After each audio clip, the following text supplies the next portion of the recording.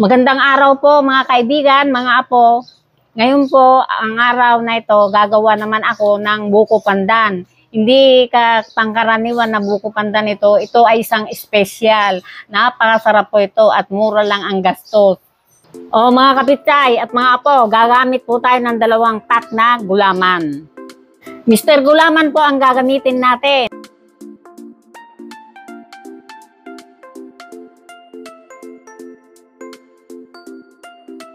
Gagamit po tayo ng 1 litro at kalahati na nanggaling pa sa Angat Dam ang tubig na ito.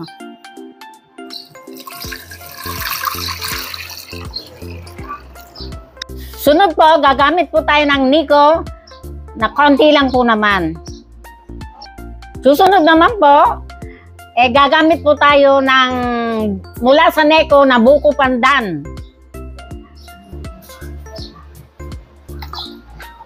Pagkatapos po, hahaluin po natin ng kanang kamay. Ayan, para mahalo na halong-halo.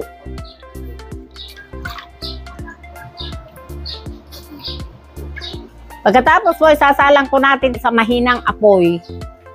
Wala po tayong gagawin kundi halu-haluin lang ng mahina. Pretending that I'm doing well. Pag kumukulo na mga kapitay, ahunin na natin at palalamigin na natin. 2 pa ang gagamitin na hulmahan para madaling lumamig.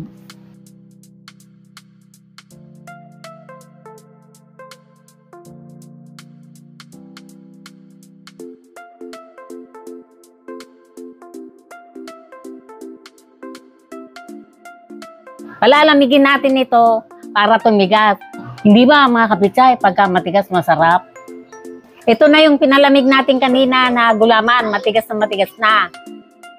Hiwain po natin ng maliliit na pakudrado.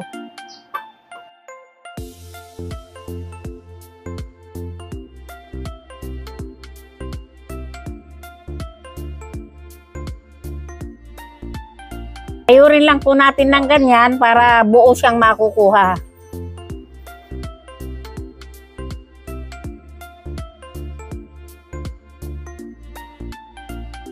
Ngayon naman, ibubuhos na po natin itong all-purpose cream.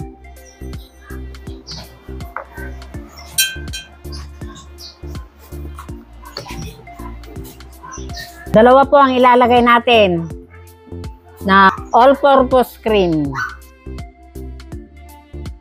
Maglalagay tayo ng 1 latang condensed.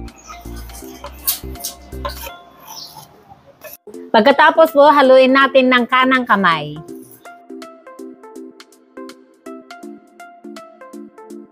Ilalagay natin yung syrup.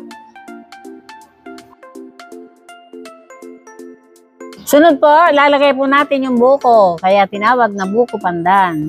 Sariwang buko. Maglalagay po rin po na tayo ng kaong para lalong espesyal ang ating buko pandan.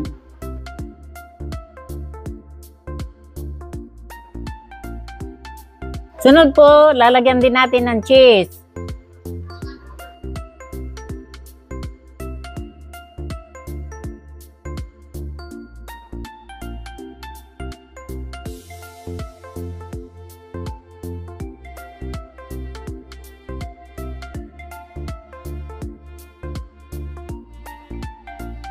O mga kapitay, hindi pa ito pwedeng kainin. Papalamig muna natin sa ref para lalong masarap. Mga kapitay, ito na yung ginawa natin. Lalagay ko na sa bowl.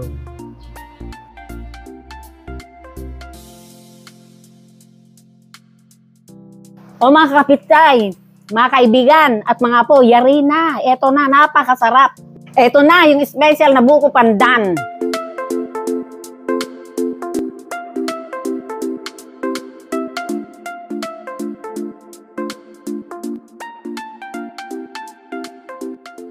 Mga kapitay, huwag niyong kalimutan i-subscribe at i-like ang ating video para sa marami ko pang recipe.